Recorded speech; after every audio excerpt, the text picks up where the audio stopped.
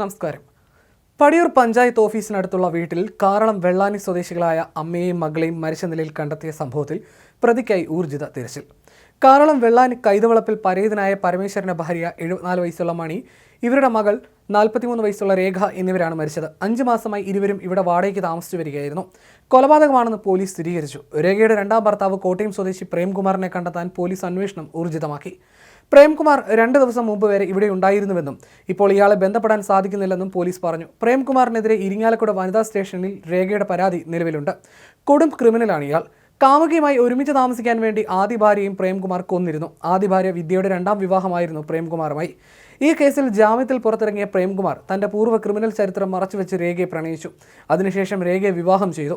മാന്യനായി നടിച്ചായിരുന്നു ഈ വിവാഹം. താൻ വിവാഹിതനാണെന്നും ഭാര്യ മരിച്ചെന്നും എല്ലാം പറഞ്ഞ് വിശ്വസിപ്പിച്ചാണ് രേഖയെ വളച്ചെടുത്തത്. രേഖയ്ക്കും തുടക്കത്തിൽ സംശയമൊന്നും തോന്നിയിരുന്നില്ല.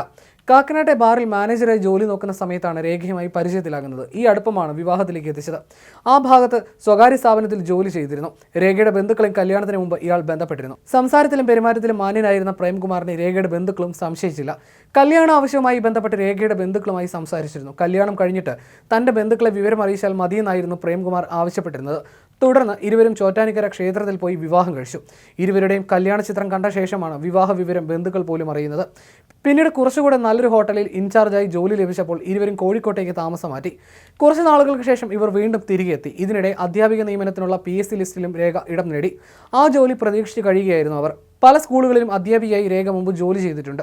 അധ്യാപികയായിരുന്ന രേഖയ്ക്ക് പ്രതി തന്നെ തൻ്റെ ഹോട്ടലിൽ സൂപ്പർവൈസർ ജോലി തരപ്പെടുത്തി. എന്നാൽ ഇതിൽ രേഖയ്ക്ക് അതൃപ്തിയുണ്ടായിരുന്നു. അധ്യാപികയായി തുടരാനാണ് തനിക്ക് താല്പര്യമെന്ന് രേഖ ബന്ധുക്കളോടും പറഞ്ഞിരുന്നു. പ്രേംകുമാർ സൈക്കോയാണെന്നും സംശയരോഗിയാണെന്നും രേഖ പറഞ്ഞിരുന്നതായിട്ടാണ് ബന്ധുക്കൾ പറയുന്നത്. രേഖയുടെ ഫോണും പ്രതി കൈക്കലാക്കിയിരുന്നു. പ്രേംകുമാറിനൊപ്പം ജീവിക്കാൻ കഴിയില്ലെന്നും രേഖയ്ക്ക് ഉറപ്പായിരുന്നു. രേഖ മറ്റൊരു ജോലിക്ക് ശ്രമിച്ചിരുന്നു. ആദ്യ ഭാര്യയിൽ പ്രതിക്ക് 2 മക്കളുണ്ടായിരുന്നു.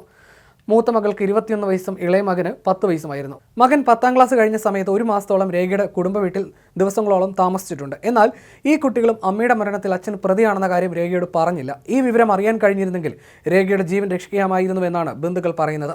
സ്വന്തം കുട്ടികളെ അടക്കം ഇങ്ങോട്ട് കൊണ്ടുവന്നായിരുന്നു രേഖയിൽ പ്രേംകുമാർ വിശ്വാസ്യത നേടിയത്. പിന്നീട് സംശയരോഗിയായ ഭർത്താവിനെ രേഖ കണ്ടു. പോലീസിൽ അഭയം തേടിയിട്ടും നീതി ലഭിച്ചില്ല. പോലീസിൽ പരാതി നൽകിയതാണ് പ്രേംകുമാറിനെ കൊലപാതകയാക്കിയതെന്നാണ് സൂചന. മണിയുടെ മൂത്ത മകളും ഇരിങ്ങാലക്കുട ബോയ്സ് സ്കൂളിലെ ജീവനക്കാരിയുമായ സിന്ധുവിന് 2 ദിവസമായി അമ്മയെ വിളിച്ചിട്ട് കിട്ടുന്നുണ്ടായിരുന്നില്ല. വീട്ടിൽ നിന്ന് ദുർഗന്ധം വമിച്ചതോടെ നാട്ടുകാർ വിവരം അറിയിച്ചതിനെ തുടർന്ന് സ്കൂളിൽ നിന്ന് 2 മണിയോടെ മടങ്ങിയ സിന്ധു പടിയൂരിലെ വീട്ടിലെത്തി. പിറകിൽ നിന്ന് വാതിൽ തള്ളി തുറന്ന് അകത്ത് കയറിയപ്പോഴാണ് മരിച്ച നിലയിൽ ഇരുവരും കണ്ടത്. കിടപ്പുമുറിക്കും അടുക്കളയ്ക്കും ഇടയിലുള്ള ഭാഗത്താണ് ഇരുവരും മരിച്ചു കിടന്നിരുന്നത്. മൃതദേഹങ്ങൾ അഴുകിയ നിലയിലായിരുന്നു. ഇരുവരെയും കഴുത്ത് തിരിച്ചു കൊന്നുവെന്നാണ് ആദ്യ സൂചന. വിവരം അറിഞ്ഞതിനെ തുടർന്ന് കാട്ടൂർ CI ER ബൈജുവിന്റെ നേതൃത്വത്തിലുള്ള പോലീസ് സംഘം സ്ഥലത്തെത്തി അന്വേഷണം ആരംഭിച്ചു. ഫോറൻസിക് സംഘവും ഡോഗ് സ്ക്വാഡും സ്ഥലത്ത് പരിശോധന നടത്തി. വീടിന്റെ ഉൾഭാഗം അലങ്കോലമായ നിലയിലായിരുന്നു. മണി ഇരിങ്ങാലക്കുടയിൽ വീട്ടുജോലിക്ക് പോയിരുന്നു. സിന്ധു, സിജി, രേഖ എന്നിവരാണ് മണിയുടെ മക്കൾ. മരിച്ച രേഖയ്ക്ക് 2 മക്കളുണ്ട്. മുൻ ഭാര്യയെ കൊലപ്പെടുത്തിയ കേസിലെ പ്രതിയാണ് പ്രേംകുമാർ. 2019 ഇത്. കൊലക്കേസിൽ ജാമ്യത്തിലിറങ്ങിയ പ്രേംകുമാറും രേഖയും 5 മാസം മുൻപാണ് വിവാഹിതരായത്. രേഖയുടെ 2ാമത്തെ വിവാഹമായിരുന്നു ഇത്. രേഖയ്ക്കെതിരെ മോശം പരാമർശങ്ങൾ അടങ്ങിയ കത്തും മൃതദേഹങ്ങളുടെ പരിസരത്ത് നിന്ന് കണ്ടെത്തിയിരുന്നു. പ്രേംകുമാറിനെതിരെ ലുക്കൌട്ട് നോട്ടീസും പുറപ്പെടുവിച്ചിട്ടുണ്ട്. 6 മാസം മുൻപാണ് പ്രേംകുമാർ പടിയൂരിൽ വീട് വാടകയ്ക്കെടുത്ത് താമസം ആരംഭിച്ചത്. അതിനുശേഷമാണ് രേഖ കോട്ടയം സ്വദേശിയായ പ്രേംകുമാറിനെ വിവാഹം കഴിക്കുന്നത്. 2 ദിവസം മുൻപ് രേഖ പ്രേംകുമാറിന്റെ പേരിൽ വനിതാ സ്റ്റേഷനിൽ പരാതി നൽകിയിരുന്നതായി സിന്ധു പോലീസിനോട് പറഞ്ഞു. തിങ്കളാഴ്ച ഇരുവരോടും കൗൺസിലിംഗിനെത്താൻ നിർദ്ദേശം നൽകിയിരുന്നു.